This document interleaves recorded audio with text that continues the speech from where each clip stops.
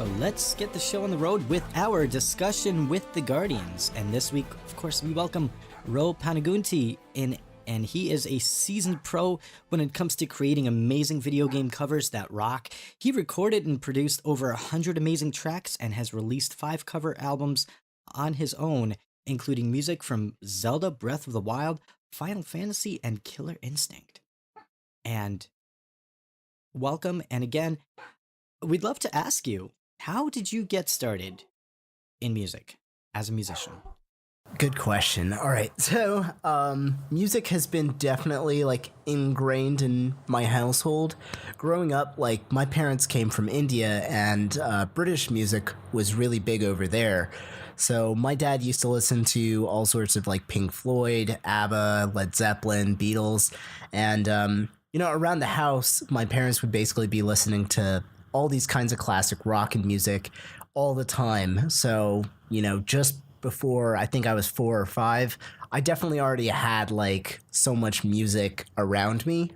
And, naturally I was listening to the radio at the time. So the radio when I was growing up was Sugar Ray, Red Hot Chili Peppers, No Doubt, and a lot of bands. So, music and music performance was very present. And I started on piano when I was 5 because my sister was playing piano and she got a lot of attention. So I ended up learning piano for a little bit and she quit. But, as I moved around a lot, since my dad had a job kind of doing sales all over, so we didn't always have a piano, and I kind of shifted. So once we had the piano and I lived in Japan for a bit, we didn't want to get a teacher or anything. So I just started learning music from games by ear.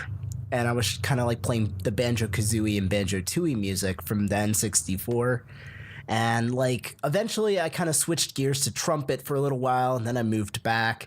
And my sister was just you should play guitar. Guitar's cool. And I always was kind of fascinated with it, but I didn't think I was allowed to learn an instrument like that. I thought it would be my folks were a little strict, so I ended up somehow getting a guitar. Yeah. Right. And all of a sudden I was like, hey, I should learn all those songs I grew up hearing. So I got into all the classic rock stuff, and from there, Guitar Hero got big, and I started listening to music from that, and I got into heavy metal, and, I started learning video game music once I saw YouTube. I saw a few channels that were doing video game versions and movie versions. I actually started with movies, and all of a sudden I was just hooked with the idea of learning any kind of music. Even if I didn't like it, at least I could play it. So, I just started getting addicted to it, and around college, I got into the modern progressive metal scene. Bands like Periphery, Animals as Leaders, Tesseract, Meshuggah, and so many solo guitarists were out by then. So that pretty much brings me to now. That's impressive. That's so cool. I can relate to a lot of that because I grew up listening to a lot of that music too. Definitely. That you named off there. So, yeah, it's awesome. That's really great. And how did you get started with covering video game music, and what inspired you to do that? So that one's a little trickier. I remember one day I used to watch YouTube cover channels a lot, and I used to post these god-awful Metallica solo cover video where I would just put my camcorder, on a desk or something, and I would just play the guitar with my speakers loud, and it just looked awful and terrible. And then I found out from 1 or 2 people, you can record, your guitar into a computer and edit it and actually make up your own drums and, put together an actual song. And it just blew my mind. So I started asking a million questions how do I, film the video and then line it up with the music, and, what's the best program to do this and that. And all of a sudden it was just really, really addicting. So I started looking into, I should make something to impress my friends. So I made this Lord of the Rings medley. And all of a sudden I was wait, I also like video games. what if I did like a video game thing? So the very first video game cover I did was Bob on Battlefield. I think that's nice. March. Mario 64. Right, Super Mario 64, and it was I think 2011 or 2012, maybe 2011. So that long ago I started, and God, it was like a terrible video, but it was so exciting, right? You know, like the first time you ever do something and finish it, you're so proud of it. And then I made a bunch of friends like through all these like bigger channels that were like hosting all these chat events. So then we started like, hey, we should collaborate. And, you know, from there, it's just like, it got really addicting, combining all these nostalgic or even new games, and doing the soundtracks, but then adding like your own spin to it. And I always liked doing that, you know, coming up with my own original parts and then covering it. I never wanted to be the channel that just did exactly what the original version was, you know, because that felt a little boring to me. But, you know, from there, I want to stand out. Exactly. And, you know, like you have your favorite kinds of music, right? I can kind of relate to that right now because ever since I started podcasting, I just wanted to create something that my friends would enjoy listening to and that would help make the Destiny community better. And once we actually started our podcast and we actually saw that people are actually listening to us and people actually are messaging us, and then you start building relationships with other podcasters. And before you know it, I want to start another podcast. And actually, I just started our Borderlands podcast last week, and I'm so excited. And very cool. It's such a fun experience once you get started and you see that people react positively to what you put out. You just want to create more content that you're proud of. Right, exactly. It's addicting. It's very cool. And I know that you also recorded a really cool rendition of Untold Legends, which is actually our cover song. So how did that come to fruition? So this one's kind of new, maybe 2016, I think. And I started using a service called Patreon to gain extra support for my channel. So in exchange for a few bucks or something, every time I upload a video, different patrons, as we call them, or fans, they get different rewards. So the person who requested this basically asked me to cover a song from Destiny. And, you know, I was kind of like, oh, this is a really popular, exciting game. I'd love to finally see what the music is like. So they won the request, and I basically took a listen to the song, and it sounded really, really exciting, like fanfare. And, you know, like as you listen to it, like the bum bum bum ba da da da, you kind of get like these emotions and of like excitement, energy. And I kind of like tried to mentally translate, okay, how would this work as a rock song? So, you know, you start taking what the trumpets play and make, you know, the guitars do that. And then you come up with some drums that have a little bit more of a traditional rock beat. But it was hard because, again, sometimes you have to take the game away from the music. And since I hadn't really, I've seen a lot of Destiny and it looks awesome. And I kind of get that, like, you know, soldier music vibe. And I've played the hell out of Halo. So, you know, from there, I just kind of started translating, okay, this instrument should play this part, or maybe I should program, you know, orchestra for this.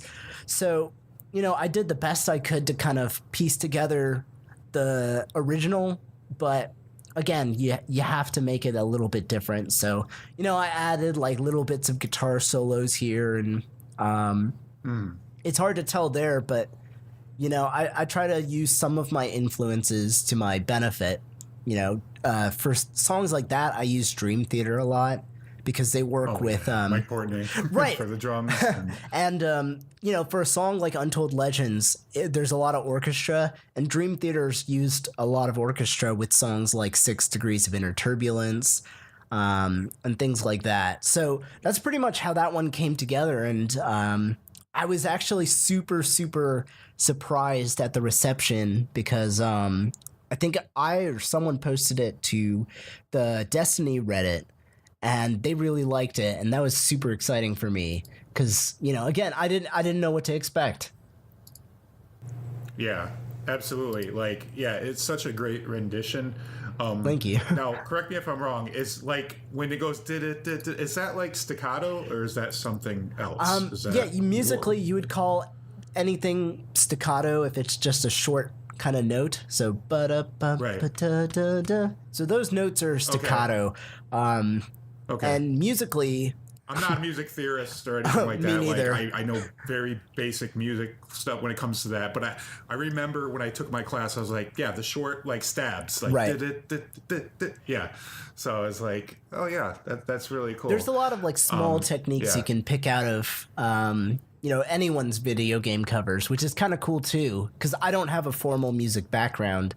I've pretty much picked up from speaking That's awesome. speaking to people, learning from like little lessons, or you know, just You recorded all the instruments? I play almost every instrument, but the drums are usually programmed with software, and a lot of my instruments like synthesizers are programmed in, so I'll like play them on piano or keyboard, or I'll click them in. But I play guitar, I play bass, I'll play acoustic guitar.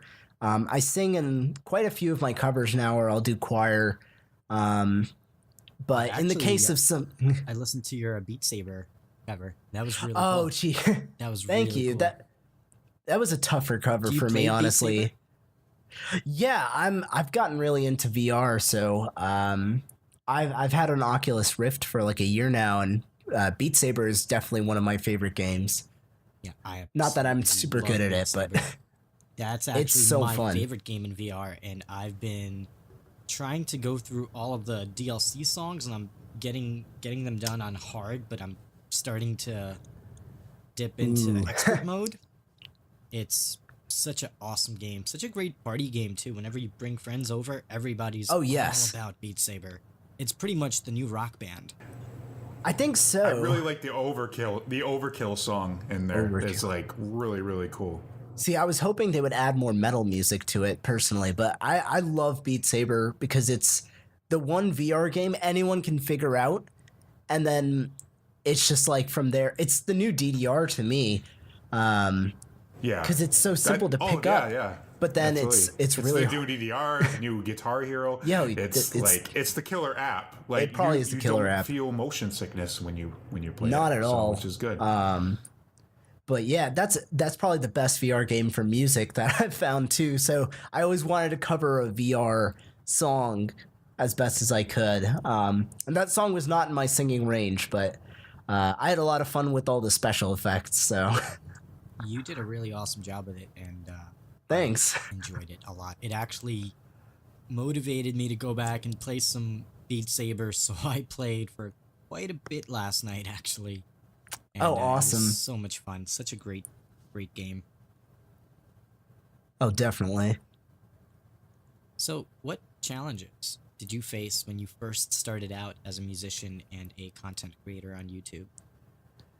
Ooh, I will say most every challenge I had starting out is probably still here.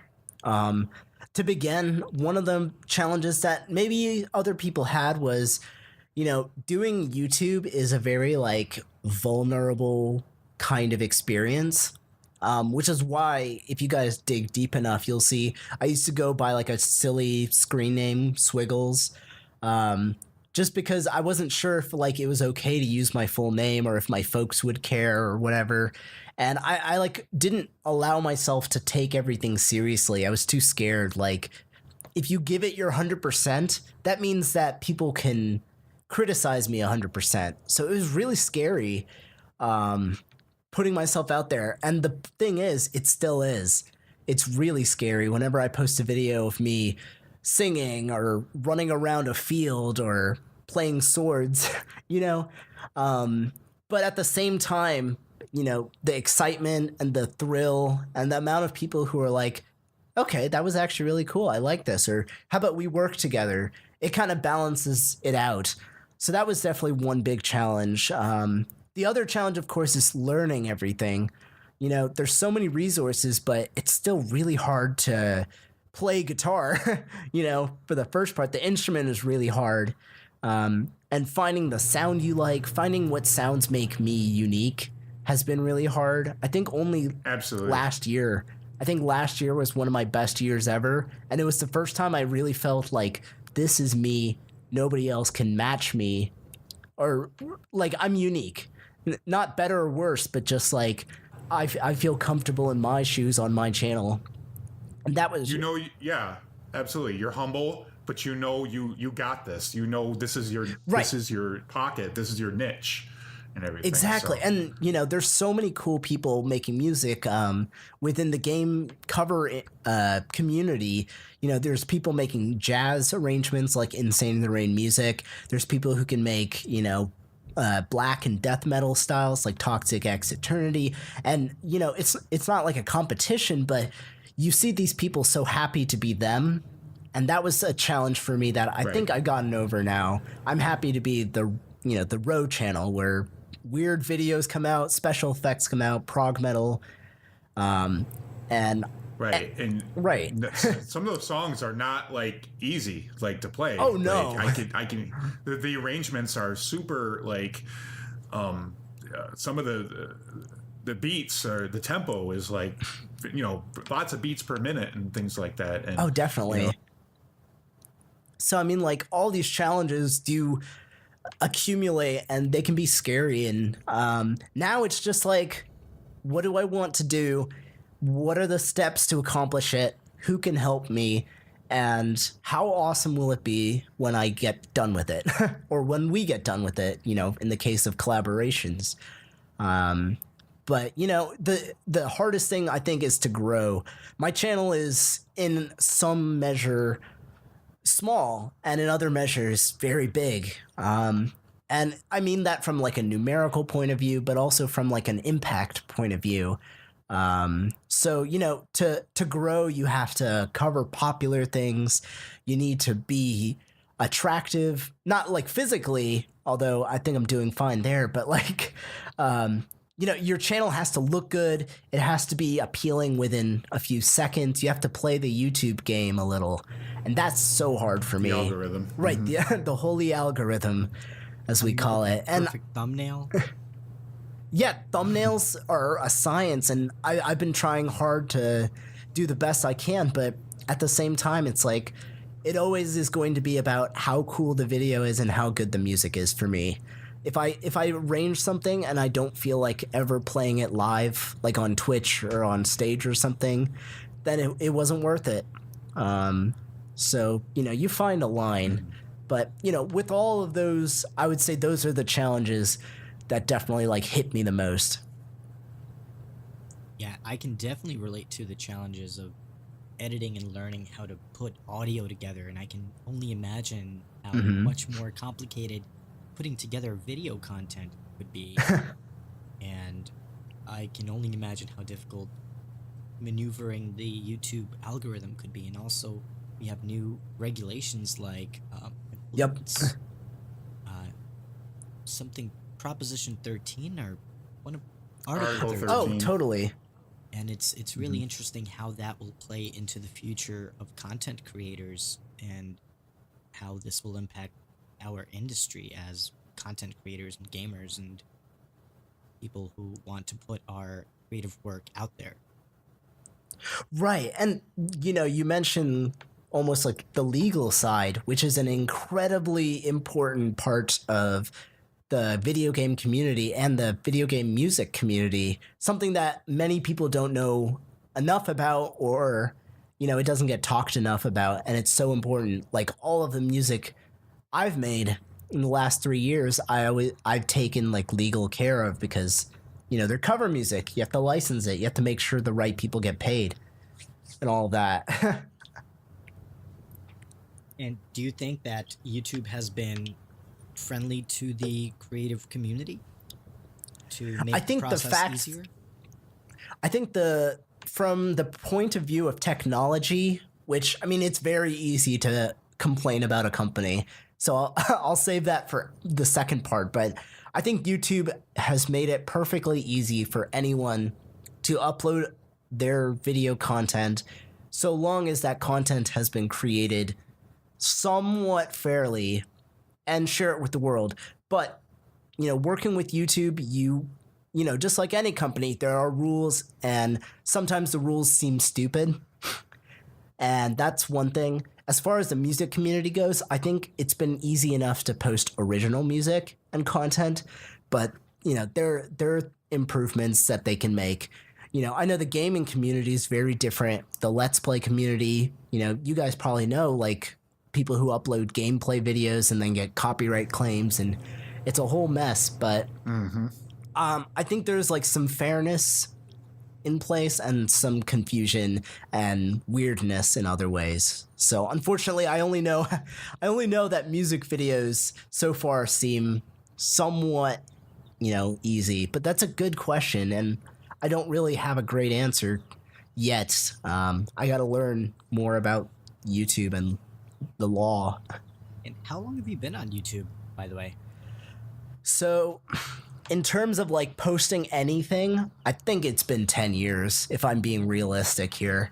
I posted like really, really crappy videos of me playing with my quote unquote band and, like talent show videos since 2008 or 9. The video game stuff is what I like to measure. So I think October 4th, 2010 is my Lord of the Rings medley. So it's been like 8.5 years of covering music. Wow, that's incredible. It's crazy. You would think I'd have gotten bored and stopped and, gotten on with my life, but And how often do you post new content? Every week. And I think there was one year where it was just twice a month. Okay.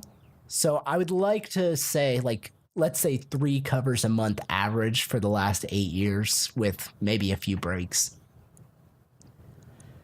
Yeah. Well, everybody needs a break. And you know what? I'm hearing a common sentiment around the creator community that a lot of creators are overworking themselves 7 days a week to make sure that their fans do not get disappointed because they don't have enough content out. And that's a pretty common thing, especially in the video game space.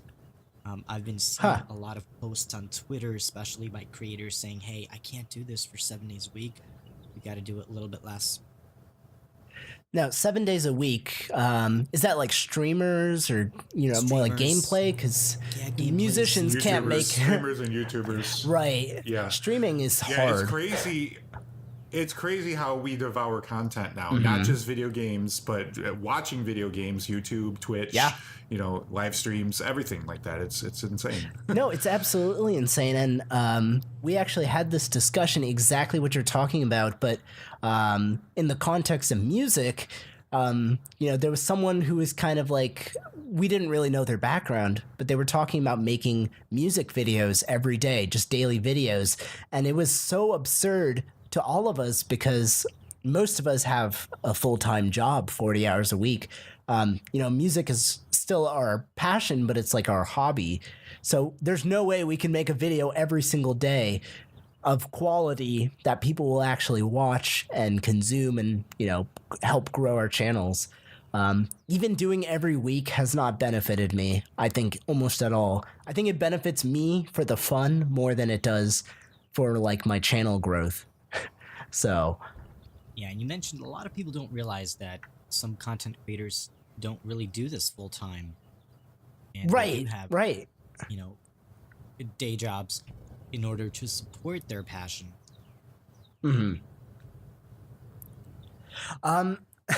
So I work as I'm trying to think of the right word, but basically I'm in IT. So this is not my job. Music's not my job. I work 40 hours a week, just like many millions of Americans. I do work on music probably 15 to 20 hours a week. I would say every cover I do takes like minimum 10 to 20 hours of work, depending. Except for the last one I posted. That was done in a day. Wow, that's awesome. Like having a full time 40-hour week job, and then committed as you are to the music and everything is Right. I mean, that's really cool. think about it like, everyone wants to do everything, and there's so many amazing hobbies you can have now. Everyone wants to have it all. And for me, having it all means being able to, you know, chat with you guys and chat with friends and be part of the community, make my music, do my other hobbies, sleep, go to work, travel, It's just balancing it out. And, once you've done it 8 years, you skip a lot of the steps. I'm not doubting every single decision I make when I write music or play guitar. I'm not worried about like, oh no, how do I learn this song? I can learn songs faster now. Or I can ask for help now from other people, which is very, very fortunate. But Right. the music sales and things like that, I put it back into artists who can help make album art, or I buy my friends lunch now and then they film me, and like small things like that, which I could never do when I started out. But thanks to everything else that supported me, I'm finally able to make bigger things, hopefully, and skip some of the boring steps. Yeah, and your music is absolutely incredible. I mean, honestly, Thank you. Like, more people should support your music and buy your album, because you do really incredible work, and it would be so awesome if you can do this even more.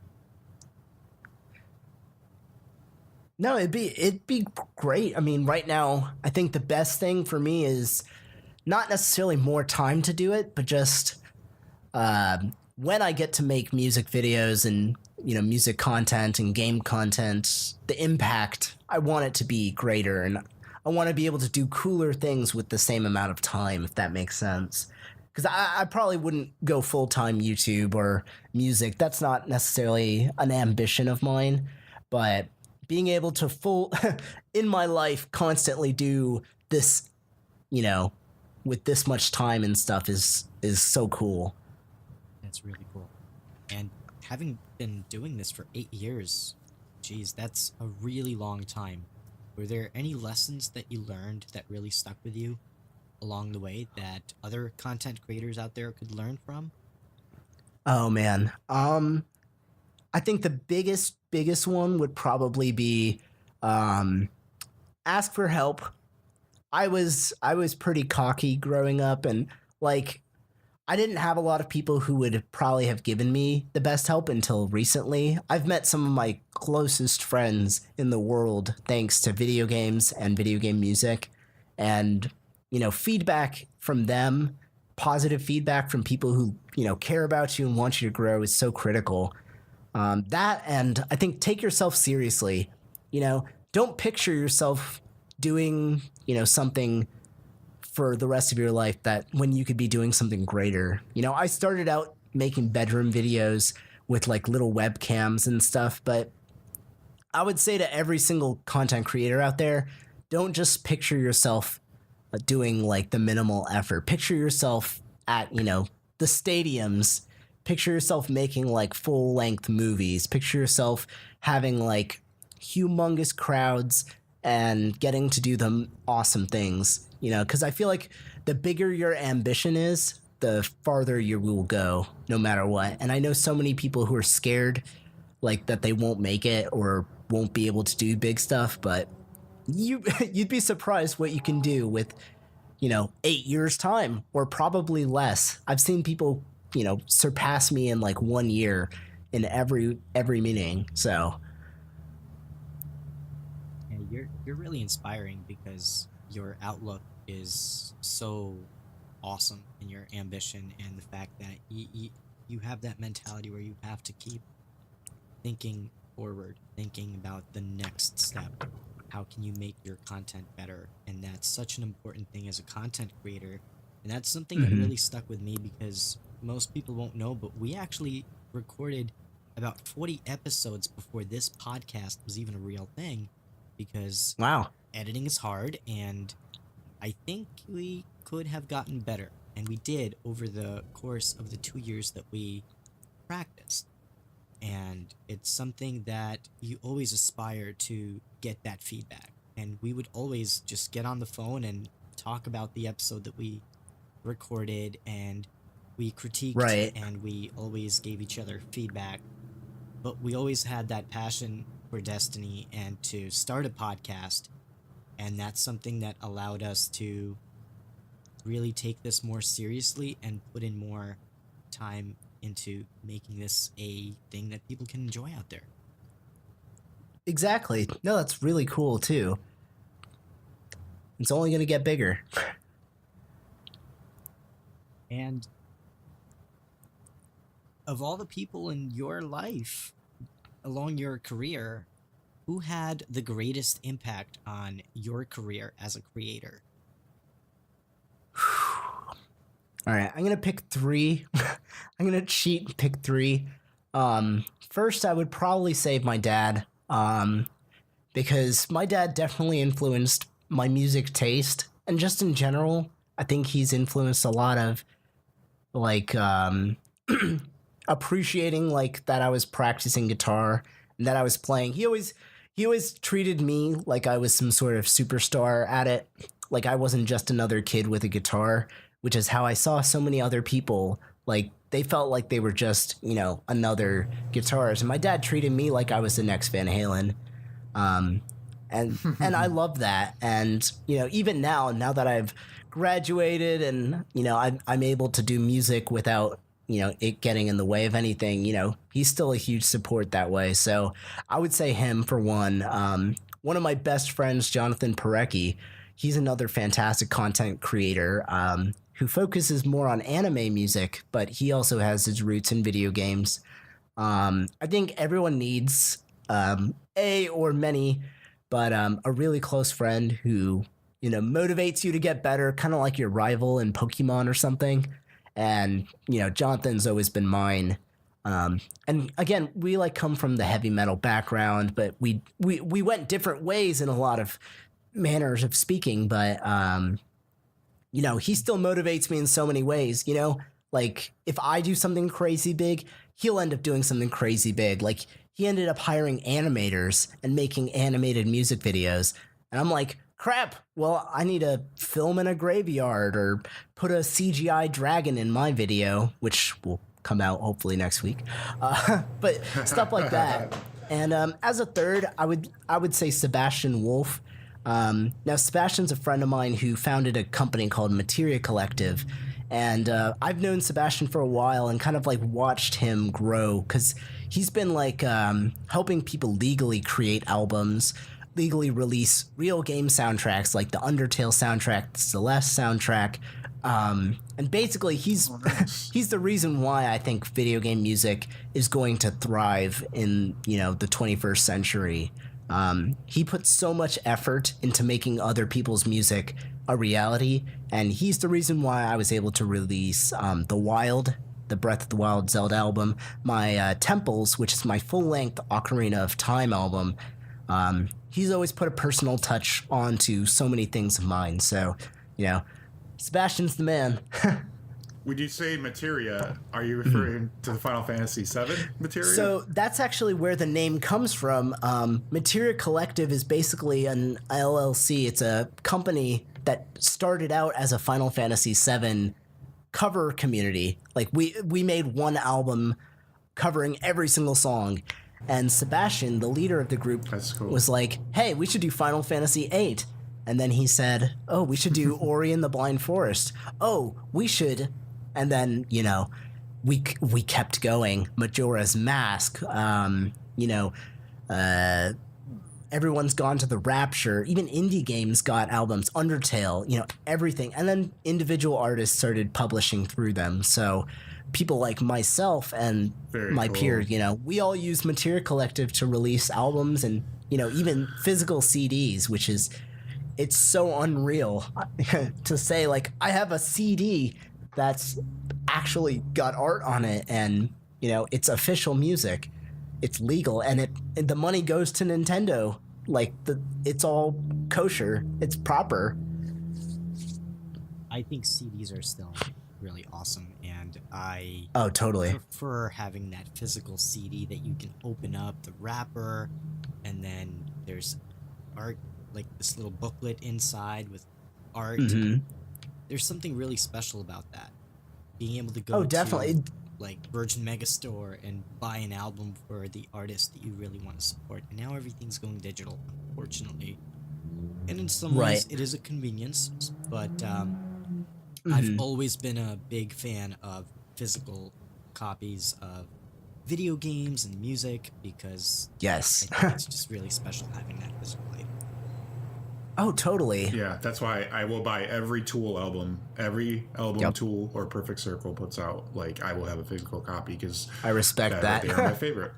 I respect that a lot. I actually picked up, I was in Japan for a few weeks for a vacation. I got the Persona 5 live album and this Zelda, like Breath of the Wild or something, live Oh, the original CDs. soundtrack for Not the full Breath of the one. It Wild? was like a live Zelda performance. Oh, the live Zelda. Yes. Yes. And I mean, Very CDs cool. are expensive in Japan, but I was like, I have to get it because, you know, like you guys said, there's something magical about having the artwork, the physical box there. It's a fan's dream. Yeah, and Nintendo goes all out with their soundtracks. When they release them, they release a really nice package with a lot of Yep. really cool stuff inside. 100%. Yeah. So, are there any musicians who inspired your music and your creative work? So, to go down like a fairly good list, Eddie Van Halen and Van Halen are my heroes. I don't know how obvious it is in my musical playing, but Van Halen, Steve Vai, Joe Satriani, they'll, David Gilmour of Pink Floyd. And from there, of course, I would say like Rush, Dream Theater, Metallica, Iron Maiden, Pantera, all those classics. I'm hugely Oh my God. influenced by them as a guitarist. And the modern bands, I would say Periphery is my favorite. But as far as like unconventional music, I love musicals. I think a lot of that influences how I arrange music now. Things like Hamilton has such great motif uses. So I love things like that. Grease, Saturday Night Fever. I grew up with like disco and, I love Michael Jackson. I love just all sorts of instrumental friendly music and movie soundtracks too. The Dark Knight series, of course, Lord of the Rings. I'm a humongous Star Wars fan, so all of those soundtracks have bled into my life. And recently I've been doing a lot more Indian music, which is a little bit more of my heritage. So, the score of A.R. Rahman, he's done some very cool compositions that I really enjoy. And I've been trying to integrate that with my metal music. So, I'd like to say it's all over, but pretty much prog rock, prog metal, and soundtracks have, and of course, video game music, the Koji Kondo, Grant Kirkhope, and the Banjo-Kazooie Rare music has been probably my favorite. So there you go. Yeah, that's really cool. That's like some of those bands you named. They're some of my favorite bands too. Growing up and listening to That's a lot awesome. of that music as well. Yeah, and definitely some of my influences for sure as well. That goes double for me. And actually, I don't know if you guys heard, but Tool is rumored to be recording an album currently. They're recording. And They've it been for a should while, be coming right? out hopefully this year. Yep, it should be coming out this I'd year. hope so. They're mixing it now. They're in the mixing process. I don't know right now. too much Tool. I've listened to at least one album. I loved it. I feel like I should probably give a lot more of their music a listen. I think I heard Lateralis. Is that the name of the album? Yep, Lateralis. Yep. Yeah, okay. I've definitely listened to that. That's Korn's favorite Tool. Yes, actually, yes. So. You're correct. Shadow Price, what's your favorite album right now? My favorite Tool album. Oh, what are you Let's listening to right now? But yeah, that too. Oh, that's very funny. I listen to the same music I've listened to for about 10, 15 years. I literally don't listen to the radio very much. I have like 2,000 or so songs that I have in my like playlist that I listen to, over and over again, basically. So, and it's a lot of Tool. So yeah, fair enough. I listen to like a lot of things from, I'd say, Undertow and Anima album, and Lateralis, those 3 albums of Tool. Oh, good stuff. That's really cool. Very awesome. And so I have a question for Ro. Yes. Of all the songs that you've recorded as covers, do you have a favorite? Oh, man. I would give you it's like choosing my favorite child, but it doesn't work with covers because there are covers I hate. Shoot. So, one thing I'll mention is I play a lot of music on Twitch now. Like I'll perform guitar and play like over some backing tracks. So using that, I've been able to like play live because otherwise I've only gotten to play my music live like twice. So I picked favorites from there, and I think my Forest Temple cover from Zelda Ocarina of Time is up there. I love my arrangement of Dearly Beloved from Kingdom Hearts. That's a very fun one to play. And I'm really proud of... so I have One Killer Instinct cover, Jago's theme, and it combines a lot of Indian instruments and vocals, and it's just like a powerhouse kind of song. So that's definitely up there too. So I would probably go with those. Now, a favorite video, I would say is Shadow Temple. From Legend of Zelda Ocarina of Time. It was from my album, but we basically we basically spent 100 hours making this video. We came up with we filmed the first part in a real graveyard. If you've played Zelda Ocarina of Time, of course, there's Kakariko Graveyard, where this particular level is called the Shadow Temple. So the first part of the video was in a real graveyard that is not too far away from me, but they were kind enough to let us film. And then the second part of that video is in like a tunnel by my college. So we got to do like this like horror movie vibe, and my buddy dressed up like a giant Skeletula, or no, a Stalfos rather, like a skeleton like guy, and he had a sword and he was chasing me. And I actually dropped and broke a cheap ocarina I had in the video because we were just trying to act as scared as possible. And then the video ended with me having a sword fight that we like practiced, and we used a drone to shoot some of it. And it was just like a phenomenal change of pace from anything I've ever done. Wow. And I got to work with 2 really cool friends of mine. So I think that like is a historic like favorite video. That's pretty awesome. epic. I'm gonna have to check that out after the podcast. If you can shoot me a link, Same. that would be awesome because I will put that in the show notes as well. So our Yeah, listeners absolutely. can also check that out. It's really cool. Yeah, definitely. Recording in a graveyard, my goodness, that's got to be challenging. So how many people did you record with? How many people were So part of it's this just project? me. This was basically a 3-man project. It was myself, and I did everything save for my other 2 friends' roles. And then my friend Dennis, he's quite the videographer, but he's also into like different kind of, I don't like the phrase extreme sports, but I guess that's what it is, like snowboarding and skateboarding. So he's a really cool dude, and he knows what he's talking about with cameras. So he filmed and came up with like all sorts of cool shots to do. And basically, he's never played the games, so he has like this very objective view. So I told him like, okay, the Shadow Temple is scary. It takes place in a graveyard, and in the song, I actually had volunteers tell little stories about loved ones who had died, to kind of give like this emotional aspect. And I even shared one of my own. So we like tried to balance out the song. That's not even like a really big musical song, right? You know, the Zelda dungeons don't really have famous songs, but I was like, I want to do something crazy and cool that no one's ever done. And then my buddy Matt, he's done some covers too, but he decided to play the skeleton. So he and I have a sword fight at the end, and I use a famous Zelda item, the Lens of Truth, at the end to prove that he never existed all along. So it was a Halloween video. Excuse me. Yeah, I just figured, like, what should I be able to do after 8 years? I shouldn't be making videos just in my bedroom playing guitar. I should do something that'll be unique. So, you know, I shot the Forest Temple video in a forest.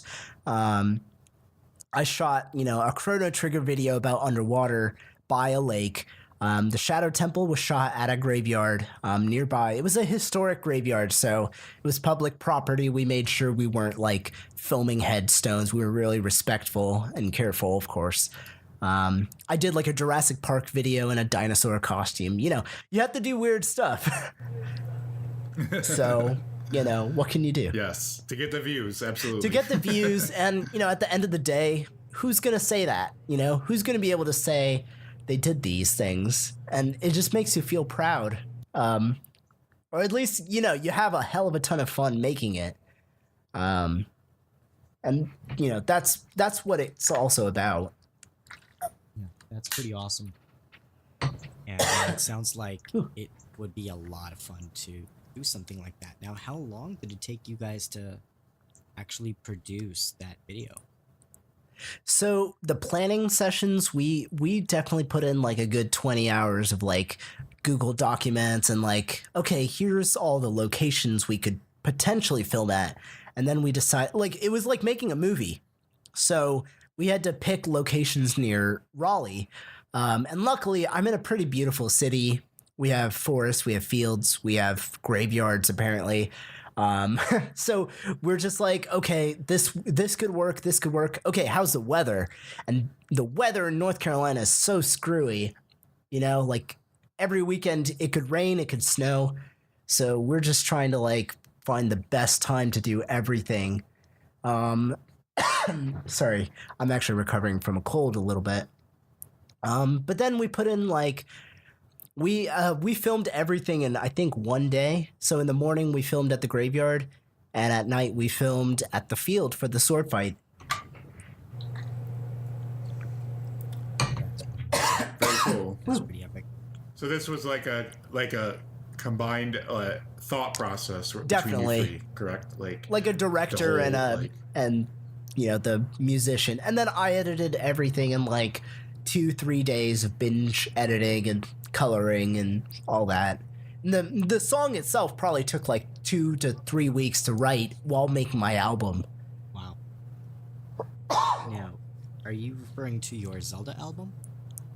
Yes, it's called The Temples, music from Legend of Zelda Ocarina of Time. So that came out last summer. So I made a video for almost every single song that came out on that. And I tried to make them special because, you know, I love Zelda. It deserves awesome. really And where can we fun find videos. your Zelda album? You can get it on Bandcamp at, Panuganti.bandcamp.com, or you can get it on Spotify and listen for free, which is my preferred method. I'm a huge Spotify person. You can get it on iTunes, Google Play, Amazon, everywhere. All of my music from 2016 onwards, you can get anywhere, stream anywhere, Apple Music, whichever. There's very few songs that don't make it. And we will be posting some links in the show notes, so if you want to check that out and support his awesome music, well, we would love for you to support him. And you also recorded a Zelda Breath of the Wild album, didn't you? Yes, it's like a little bit more of an EP, I guess, because it's only 5 tracks, but I made The Wild in 2017, and what's kind of like ridiculous about this, I made that album, or that EP, in 11 days, and I started once the game came out, maybe a little bit before. This was one of those... Yeah, that's right, because that game came out in 2017 too, in March. Yeah. 2017, when the Switch was released. Exactly. So. It lined up perfectly with my spring break, actually, while I was in college. So I stayed up late I got the Switch with one of my best friends, and I got Breath of the Wild.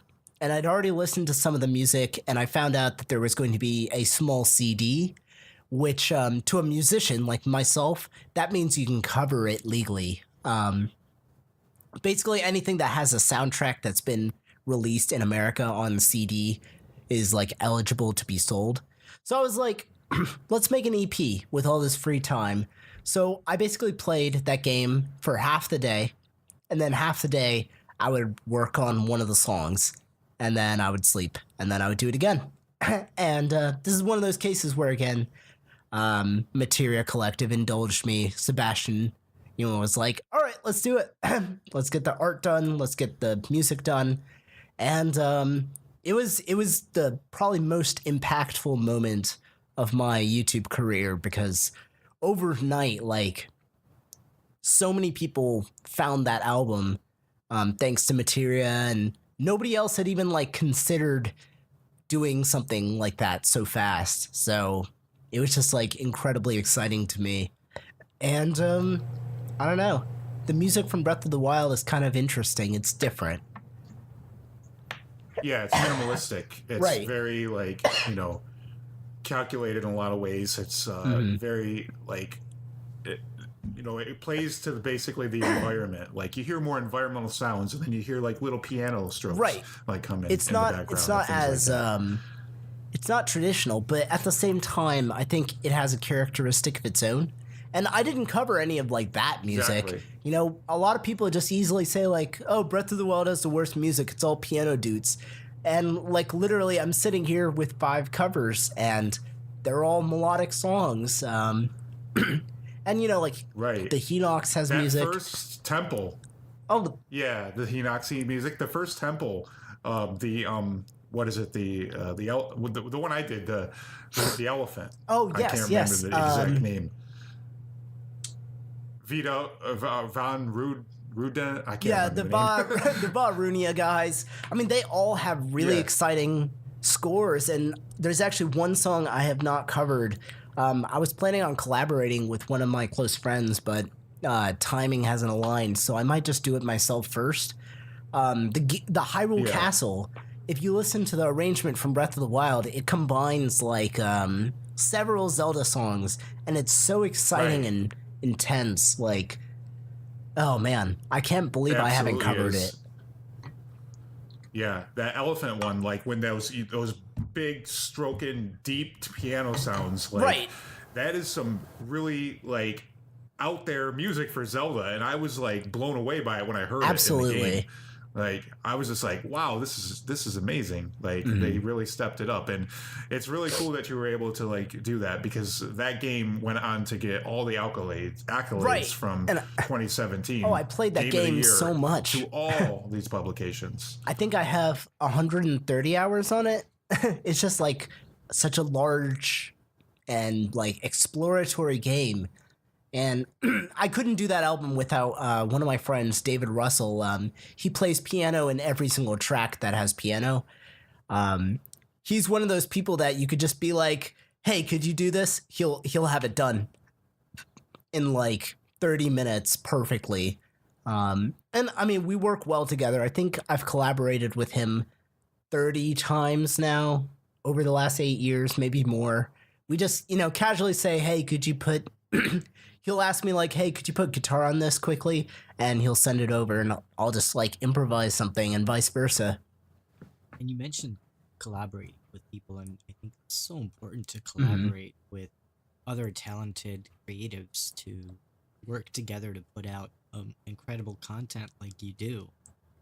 And it's really cool to see that, because the projects you've mentioned even on this podcast, it's Right. it's amazing how much collaboration it takes and how much coordination you have to put into it. Right. And I think I even made a playlist once of every collaboration or guest part I've ever done. And it's probably in the hundreds now, because it's just so addicting. And as someone who never had a band, like the idea of getting to play music with another human being is so like novel to me and so exciting, especially because I find very few opportunities in real life to do it. So, you know, Oh, that's so true. That's so true. It's amazing to see your drive and everything to like push. You know, you're able to like create this amazing like music in your Thank you. style, and it's harder. It's incredible. It's harder to collaborate when you do this kind of weird metal style or like just anything. You have to explain your process to someone else, but you also have to learn theirs. It's you know, like any team project, you have to give a little up and then you gain a lot in return, and it's really really hard to like let go of some things, but the end result is so good.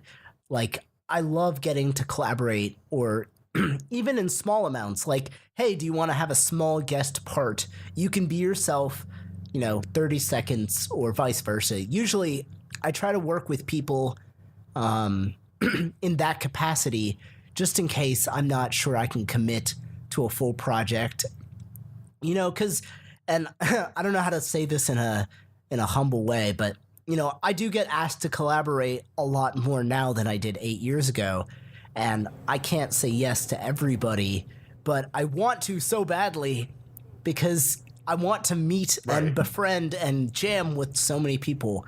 And the other way too, like a lot of people want to work with great artists, but you know, there's business reasons too. You know, you want to work with artists that'll help you grow. You know, people who are better than you in certain aspects or might be able to teach you something. And I have a lot of people like that on YouTube that I haven't worked with yet. So, you know, you're always chasing something. There's so many amazing creators out there to collaborate with, and there's so many up and coming creators as well. So it's really awesome to see the industry evolve into what it has. Definitely. So you've recorded an entire Zelda album. I think that's pretty incredible. And I'm curious to know, what's the process like to record a cover album like Zelda Ocarina of Time? So what was special about the Temples, recording that album was something I had dreamed of doing for 4 or 5 years. Once I found out like it's legally possible and, you know, someone has done a video game cover album before, you know, I told myself I'm not going to do this until I have the tools I need. And more importantly, I have the skills where I'm happy with the way I mix music, the way I play guitar. So I spent 4 years working really hard on other covers, and I had like all these Ocarina of Time ideas because it's my favorite game of all time. You know, in a way that like I'm willing to admit it's maybe not the best Zelda game of all time, but to me, it just has like incredible personal meaning. I mean, I think it is too, but I think it's an amazing game. It has such a story to it in so many ways. Right. The music, the story is exciting, even if it's simple. The controls were easy to understand. It's challenging, especially when you're a kid. But the temples are the best too. It's the best. It's the best dungeon design of any of the Zelda I think games, so. in my opinion. And you know, that's what got me so excited. I was always constantly like, you know, I gotta cover every single song ever and make the best album. But then I realized all of my favorite music albums, they tell a story. They start and they finish, and they all glue the music together beautifully. Everything from like Kendrick Lamar's To Pimp a Butterfly to Pink Floyd's Dark Side of the Moon or The Wall. They all tell stories, right? So I decided, what if I told a story like of the game, but I only stuck to like one theme? So I was like, okay, let me cover all the temple themes. And it was like one ridiculous idea. And I had some really great supporting friends. My friend Sanchez, who was like, hey, you should cover the Ice Cavern theme. Hey, you should cover the Forest Temple. And there was already covers of the Forest Temple. So it was really scary, like to try to make my version the best. So I ended up covering a lot of the songs on the album ahead of time and slowly like schemed together, how am I going to glue it together? And eventually I just took last summer. I was like, this has to be it. This has to be like my best album yet. And I just like started writing riffs on guitar that like felt like the same emotions, even if they were original. And then I started like gluing in the actual Temple of Time theme. So I would like write the original guitar parts and then kind of force the cover in there. And that way I felt it was a little more original. And I like put clocks at the beginning, for Temple of Time. And I put like fire sounds in between the Forest Temple and the Fire Temple. So I like made all these transitions. And that way you would be like, oh, this is the next song. It's like smooth. And it just makes the album to me feel like a real story, something that I would appreciate. And that's pretty much how I put it together. And because all of my favorite albums do that. And eventually, I just put it together, got the best guests, and had my friend master it. And I got absurdly good album art from my buddy Leo. And he depicts my favorite temple, the Spirit Temple, which as an Indian kid playing video games, you don't see a lot of Eastern culture growing up.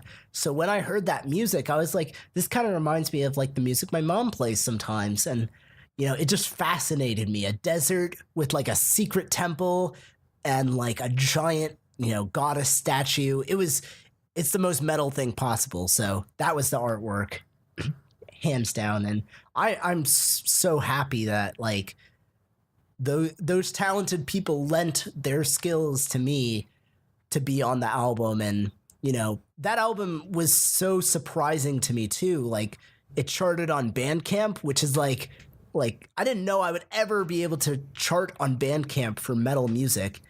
Like it was ridiculous. I was like seeing my album in front of my heroes.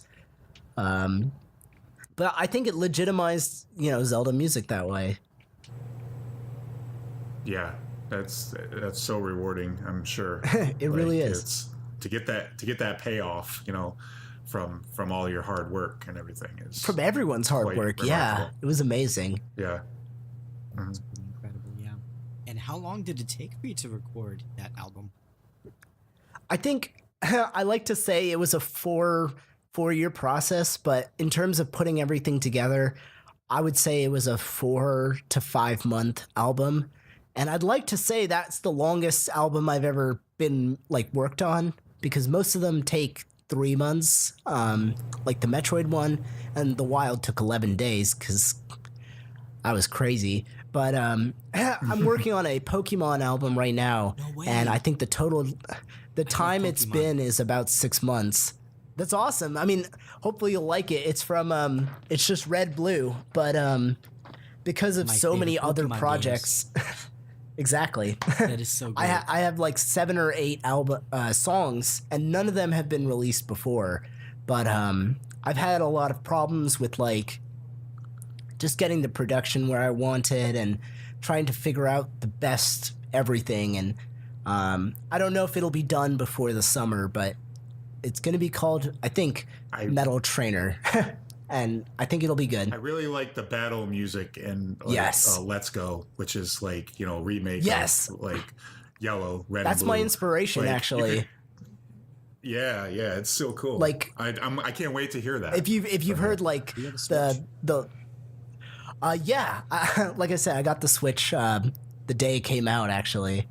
So I went through Let's Go in a week, maybe 2 weeks. I obsessed over it. I did the same exact thing. So did Corn. I put in 90 hours into it. I caught all the Pokemon. Wow. And actually, I had a birthday recently, and Shadow Price got me a really sick like special edition with the Pokeball. So now I have both editions of the game, and I have the Mew. Oh man, I am so excited. That's awesome. No, I mean, I think Let's Go is fantastic, and it really re-inspired my like interest in Pokemon in general, because it was so relaxing to play for me.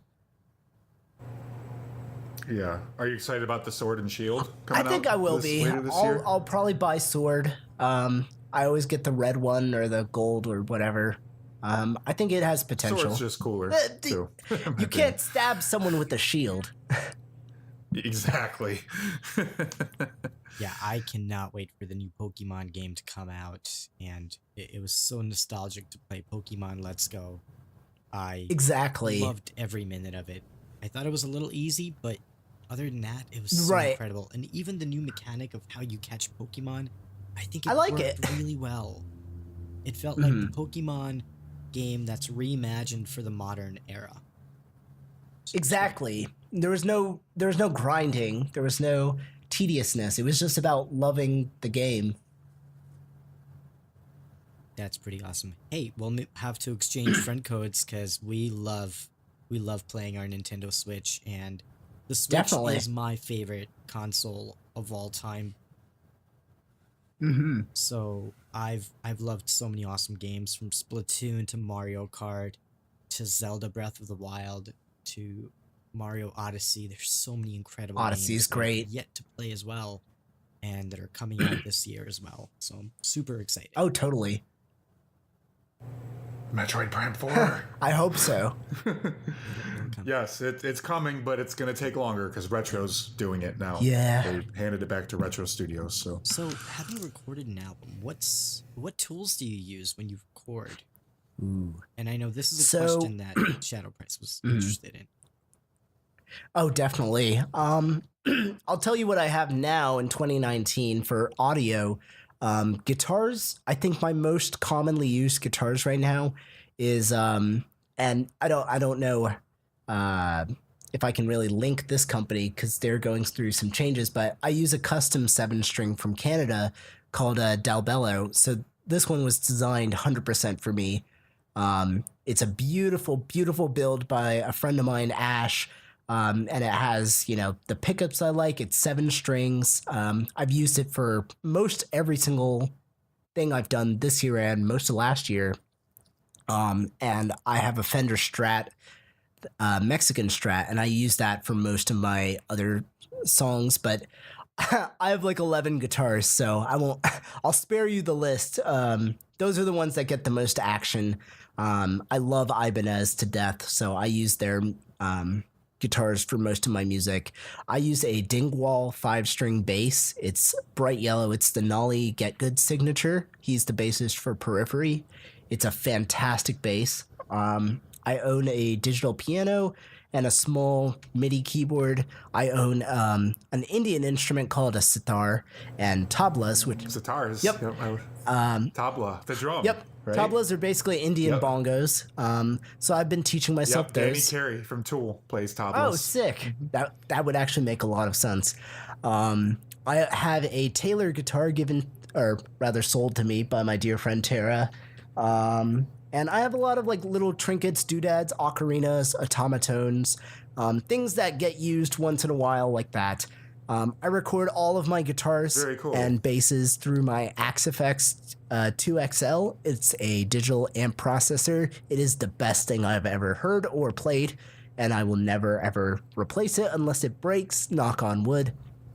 I use It's called Axe Effect. Is that the the name of it? AxeFX. It's by Fractal. AxeFX. So it's a very popularly used. Fractal Design. Yeah, they created it Was it, for or- like a lot of bands use it, like Animals as Leaders, Periphery, but now like Metallica use it on Okay. tour. It's probably the most popular digital modeler besides Line 6's, but I have a Line 6. Yeah. I played with a Line 6, actually. right now I think those two are the best companies, but for my taste, the AxeFX is pretty much the best. And it's I'll have to look into it's that. expensive, but once you buy it, you never buy another anything. What about your rig? What do you got for a rig? Well, so that's basically all I use for the tones and everything, but that gets recorded into a Focusrite Scarlett 6i6. So this is what I can use to record like my microphones and my AxeFX and everything. For microphones, I use a Shure SM7B for vocals and, this interview. And I also have an Audio Technica 2020, and all that goes into my computer, which I just built a new one. So I'm in love with my new computer. It is custom and beautiful. And I use Kako's Reaper software to record all of my music. And then for video, it's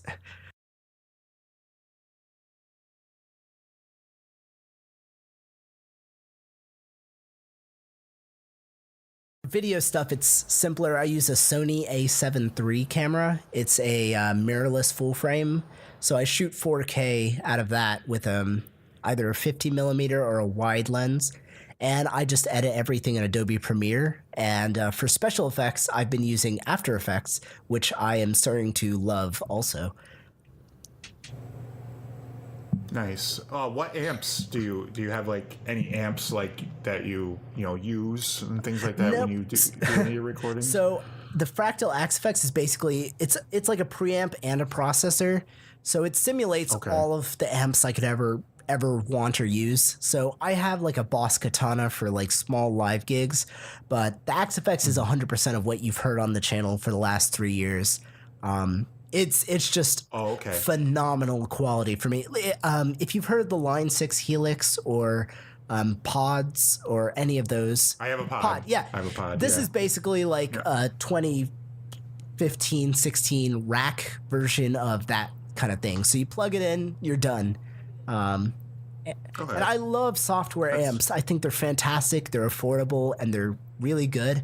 But something about this Axe Effects is just super realistic and super cool. So I've just been using that. I also have a Precision Drive pedal. That's the one pedal I own. And it has a noise gate, a compressor, and a distortion drive. And it's just like super genty, super tight. So I love it. Yeah, I got the pod, and I use my floor pedal with the pod. It's the same setup. I'm gonna upgrade. I'm looking to upgrade at some point. I would definitely say if you like Line 6, check out the Helix. A lot of my buddies are using it, and they all seem to be really, really happy with it. I've played through it once live. The one live show I got to do in Canada, where I played some game music, my buddy Little V Mills lent it to me, and everything sounded so good. Digital amps. That's cool. They're sounding good now. Yeah, I want to eventually get a diesel amp. Ooh, very cool. Like I just love Tool, and they use diesel. Diesels are good. Does Metallica, current Metallica. I just love the sound that comes out of the diesel amps. They're good and they're bitey. Like yeah, they definitely are. They got the good low end and everything too from them. Real amps are still super, super cool to me. Just being a single guy in a one bedroom, I don't feel like I quite qualify to have a real amp, especially when I'm using the Axe Effects, but they're so cool. Yeah, I play through my Fender. My buddy has a Fender 65. Oh, sick. Pretty much a full tube amp. Yeah. Every time I go over to practice, I play through that with my Line 6. That's a sick setup. But yeah. It's what I've done for about 5-6 years now and everything, because I used to have a Randall half stack before that. Sick. But I really like playing through the Fender. Yeah. Because it gets a nice tone to it. I trust Fender with the amps I use in the Axe Effects are pretty much Fender amps for clean, or Friedman, if you've heard of that company, Friedman amps for my metal tones, my genty stuff. Yep. And then sometimes I'll use very cool the Fractal built-in ones, because they've designed some pretty cool amps. But I like so many styles of music, I have to have a lot of tones for them. When I cover jazz or blues, it's got to do a new tone. You mentioned that you just built a new computer. What kind of computer did you build?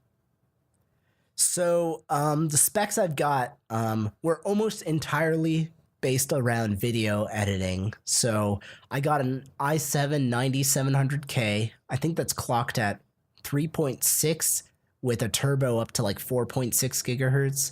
So that's hurting me, how good it is. I used to use an AMD that was very slow. I have 2 separate terabyte SSDs for my music and my videos. And my samples, and then I have a M2 256 gigabytes for my OS and basic apps.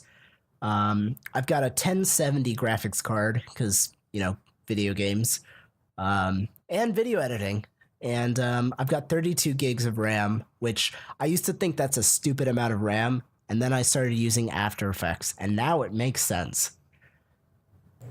How much RAM did you say? 32 gigs. That's awesome because I just found a deal for me and Cornholio today. We got 16 gigs of RAM to make us go up to 32 gigs. Got that 16 gigs of RAM for $45. That's a good deal. Yeah, that was pretty incredible. Yeah, for modern, thank you, Shadow Price, for you know, that deal. production. And thank you, You're welcome. Wario64. Shout outs. Shout out to Mario 64. Oh, for real. So, Ro, I gotta ask you, what's your favorite video game soundtrack of all time? I think the timelessness of Ocarina of Time is gonna have to be there, but you know, I can feel all of my other favorite soundtracks like staring at me, all crying. Earthbound is up there. I think Earthbound is incredibly underrated still, and I would be doing a disservice if I didn't mention like Elder Scrolls Oblivion. That's probably my favorite modern soundtrack. So, I mean, all of those have impacted me greatly, and, you know, millions come to mind, but, you know, That's awesome. Ocarina of Time. Yeah, I will cover that's every really song cool. of Ocarina of Time before I die. I will make that vow. You can't go wrong with that soundtrack. Can't. At all. At least, like, amazing. for you and me and all the Ocarina of Time diehards, like, you know, it's just timeless. Yeah. Pun intended. Yeah, mine's Final Fantasy VII, Ooh. just because I love Nobuo Uematsu. Beautiful soundtrack. His music is also timeless. You know, I'll tell you, I And haven't it's- beaten that game yet. I haven't either. Spoiler alert. I've always gotten to the end, Wow. and I forget to, and I just don't beat it because I get distracted and I play other Okay, games. you got and farther than stuff. I did. But I'm making a vow that I am definitely going to beat that game this year for sure. I will I hold will, you to it. I will try to get further because I'm not even past disc 1. I'm at like Cosmo Canyon or something. Yeah, it's there's a lot of grind in that game, but the grind is worth it when you get the gold chocobos, when Right. you get all the powerful summons material. I'll play it on and Switch. everything. It's just such a great story. So I'll fun. pick it up on Switch, and I feel like the portability will help me Yes. beat it. Yes, yeah. pick it up on Switch. I think I might do the same. I don't care that I have 6 other copies of I the game. wholeheartedly bought it 6 respect times the Final before. Fantasy VII pick, though. Everything from One Winged Angel, the opening, the underground. It's like pizza something. I forgot the name of the song. The floating pizza. floating pizza. Yeah, All of the music is floating so pizza. Yeah, incredible. And like I didn't even play it, The Temple. and I knew half the The song. Temple of the Ancients. Temple of the song Ancients. tune too. As well. I love that one. I think for the Aerith's Temple of the theme and Ancients. Ahead on Our Way. You guys may not know if you don't know the band Periphery, but the guitarist Misha Mansour, he made game covers that have been heavily inspiring to me, and they're almost all Final Fantasy VII. Wow. And they're like Awesome. band quality, like millions of times better than what I've done. So Yeah, I it's pretty mean, awesome. Final Fantasy VII metal soundtrack. Would you say Final Fantasy VII is your favorite game of all time? No, so I would say for playing, I guess I would give it up to Ocarina of Time for favorite game of all time. It's still so hard to pick just one, but that game has had an influence over me like no other. I would probably say like Pokemon Gold Silver might be like next because of how much time I've put into it. And Breath of the Wild definitely gets up there because of how impactful Yeah, the whole experience is. Link. Go ahead. I'm sorry. No, yeah. Link definitely has like a rite of passage in Ocarina of Time too. Just Right. playing as a kid, and then when you get further in the game and you become Adult. adult Link, and, it's really cool. It's almost like symbolic. Like you grew up as a kid playing it, so you're like child Link. Then you grow up old, and then you're like an adult Link, and the world is gone. Right.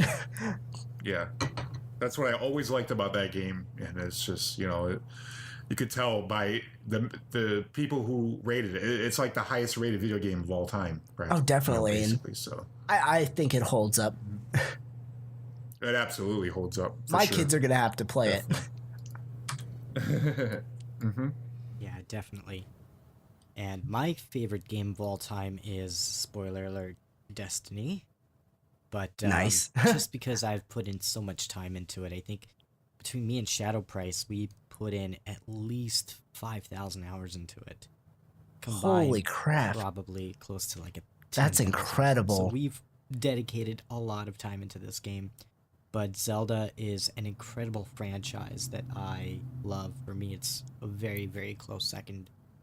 And I loved Zelda Breath of the Wild. It was one of the most immersive games that I've ever played. And totally, I can't stop listening to your music. I'm not going to lie. That soundtrack is so awesome. Well, I appreciate that. Yeah, absolutely. And so what games are you currently playing, and what games are you excited about that are coming out this year? Ooh, so I will say I'm a bit of a bad gamer in that I take a long time to play games, and I prioritize making music a little bit more than game time.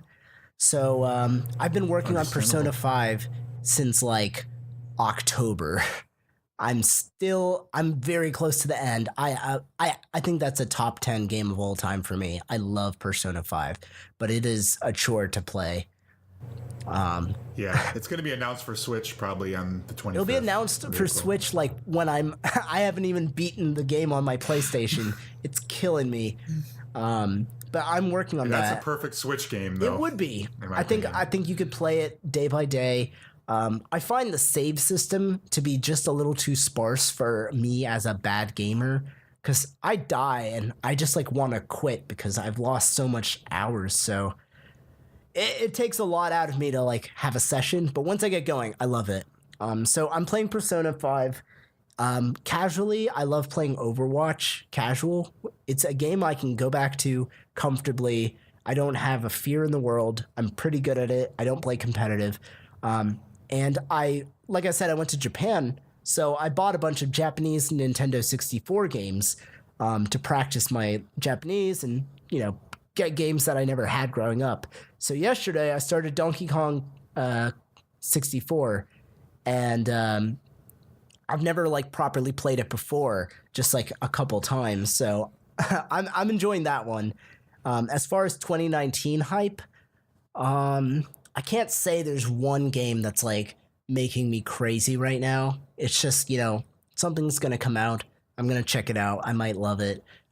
If this game comes out in 2019, I'd love to see Metroid Prime 4. I wouldn't mind checking out Animal Crossing for Switch. I'm still waiting to hear back about Elder Scrolls 6 and stuff. But I can't say like one game is making me lose my mind. So I feel excited for E3 because someone's going to announce something that's going to make me like lose my mind, Yeah, I bet we'll see a lot more Pokemon. Master Chief Collection for PC, for Steam. Ooh. I am hyped as hell for that because I don't have an Xbox and I miss Master Chief and I want to play Halo 1, 2, 3 online again. I'm so hyped for Halo Reach to be remastered and to come to PC, because Halo Reach. Oh yes, I've never played Reach. Favorite games. Oh, it's such an awesome game. Being able to play firefights with your friends again. Firefights, yes. Would that be? I think I played it once when it came out, and that was it. So I would love to experience that. I can only imagine how much fun it must have been. And of course, Halo 1, 2 multiplayer, like pistols only. Halo 3 playing with the Warthog on like Shoddy Snipes. Halo 3. I'm forgetting the maps and stuff, but like, what was it? Coagulation, just capture the flag and stuff like that. That was like really, really good old days for me. Yeah, I remember Valhalla. Last Resort. That's the one. Yeah. Yes. And like so many custom modes within that, I feel like it got daunting for me with seeing Halo 4's Forge mode. Like, I didn't feel as inspired to like make crappy game modes and levels because there was so many options. But oh man, I probably clocked in a good like 500 hours of Halo 3 or something.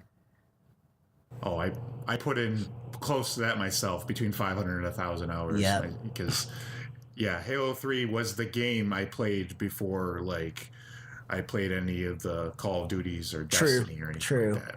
Yeah. But yeah. It's 2019, Yeah, baby. it's going to be an exciting year Master for gaming, Chief. and I also am very excited for E3, where we just got Borderlands 3 that got announced, Yes, Halo I heard. Master Chief Collection coming out, Mario Maker 2, Pokemon. Yes. What else is coming out from Nintendo? Hopefully, virtual console Animal announcement for Crossing, SNES. Luigi's Mansion 3. I really want Fire Emblem Three the Houses. Smash update, Astral Chain. Smash DLC updates. Yep. want Joker from Smash is coming this month. Big hype. He'll be released That's this really month. exciting as well. So yeah, there's a lot to look forward to as a A gamer. lot to look forward to. Lot, for sure. What do you do when you're not making music or gaming? Ooh, so I'm not a man of too many hobbies, I guess. So besides working, I really love to cook. I started getting into cooking around late college because I was tired of eating crappy college food. So I got Good reason. I basically like picked up a little bit of my mom's cooking. She likes to cook all over the world. And you know, my hero is Gordon Ramsay, so I've watched all of his, you know, YouTube videos. I've watched quite a few of his series. I've read his autobiography. I've like studied a lot of his recipes, and I'm no like master chef, but I absolutely love cooking. So once I like move to a bigger place and have like a kitchen, I'm gonna be like doing way more cooking streams or videos or something. That's probably my biggest I can hobby totally relate to that. because Yeah. it's such a fun, healthy, sensible thing to know how to do, and then from there you can just have so much fun with it, right? Yeah, absolutely. You can make some awesome masterpieces and creations. Right. Right now, like my favorite things are like I can make pretty good steaks, chicken wings. I do like Thai curries pretty well. What else? Nice. I've been working on like making semi-authentic ramen noodles. Actually, We love Same. ramen. yeah, it's Me too. I can't do tonkatsu broth yet because I need to learn how to make the bone broth and, you know, cook it for 24 hours. But it's such a good meal. Yeah, I haven't gotten to that yet, but I mean, I buy it in the container, 32-ounce container, the ramen and everything, and I've been just you know getting the noodles on the side and just throwing a whole bunch of stuff in it, Yep. like cilantro and green onions, Yes. scallions. I will say ginger. chicken broth is not too hard to make, and miso broth. So I've done those, and you can cook your own pork belly if that's something you're into. You can just get pork belly off of like Whole Foods or wherever, and you just cover Right. it in soy sauce, sake, and stuff. Cook it low and slow 4 hours. Slice it up. It's insanely good. Of course, I can't. I'll have to remember that. Of course, after my trip, Nice. all ramen I make will never compare. So, you know, there's that. Besides that, like my hobbies, I guess, have grown into videography. You know, not just music videos, but I like doing vlogs, and like kind of filming other stuff. And obviously, I kind of like making movies. So whenever I get to like, if I get like a sponsorship or I have to do some sort of goofy commercial, like buy my CDs. I always make my CD commercials like a little goofy and have fun with it. So I kind of like acting in that way. And I mean, I watch a crap ton of TV and movies, so it all meshes together, doesn't it? That's cool, yeah, because like you know, video games have taken over as the most popular form of entertainment. Oh, yeah. pretty much. So the way video games mesh with music and movies and everything now is just is fascinating. Oh yeah, everyone's hobbies kind of beautifully bleed together that way. Like, you know, I'm a huge Marvel fan now, and I've been, you know, reading comics for a few years, and obviously I'm a huge Marvel movie fan. And you know, now that I'm into videography, I bought like a Infinity Gauntlet off of eBay, and I'm like trying to come up with some crazy video ideas here, and like, you know, all the hobbies mesh together. You know, you do a Avengers very theme cool. cover, you come up with like video effects because you like the videography, you like the movies and comics. It's a lot of fun. That's really cool. Yeah. And last question of the night that I want to ask you. Yes. What musical projects can we expect from you in the future? All right. Obviously weekly videos, but I think the 3 coolest things I could tell you is Game of Thrones cover with a dragon, Avengers cover with a working Infinity Gauntlet, and hopefully I will snap some people, and full-length prog metal Pokemon album coming soon, ... That sounds so exciting. I'm really excited about that Pokemon Hopefully. album. Oh man, I am a huge Pokemon fan, and Pokemon Red and Blue, those are my favorite Pokemon games. So as soon as that's out, I Absolutely. will definitely have to pick that up. So definitely keep us. What's your favorite Pokemon song from Red and Blue, if you had to pick? That's a tough one.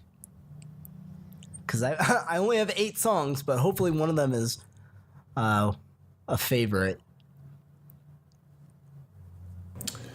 Like I said, I like the battle theme. Battle themes. From Battle themes in there. Yeah, the battle theme gets my vote. I think that's awesome. I think that could be awesome rendition by you. Nice prog metal. Oh, definitely. With the battle I've theme. got one of the trainer battle theme, the gym battle. So both of those are pretty. Oh yeah. And Lavender Town, which is where I use the H string, so that's gonna be an interesting one. Hopefully. Oh, nice. That's a really good one too. Yeah, I would say the battle theme for me as well. I think that is probably Definitely my favorite one.